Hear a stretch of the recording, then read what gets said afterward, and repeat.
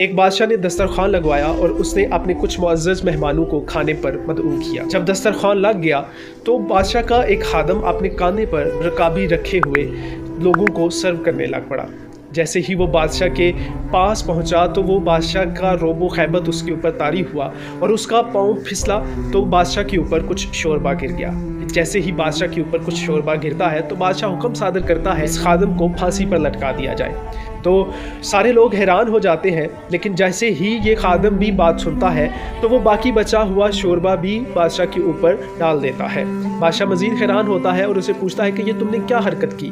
تو اتنے میں خادم پھر بول کر اس بادشاہ کو بتاتا ہے کہ بادشاہ سلامت، میں نہیں چاہتا کہ یہ آپ کے آئے ہوئے معزز لوگ یہ سوچیں کہ میرا بادشاہ جو ہے وہ کتنا ظالم ہے، معمولی سی غلطی پر اپنے خادم کو جو ہے وہ سزائے موت سنا۔ تو میں یہ جان بوجھ کر اس لیے حرکت کی کہ لوگ اب یہ کہیں گے کہ خادم کی غلطی جو ہے وہ زیادہ تھی، جبکہ آپ بھی اس چیز کے بارے میں جانتے ہیں کہ میں نے معمولی سی غلطی اور وہ بھی میں نے جان بوجھ کر نہیں کی تھی۔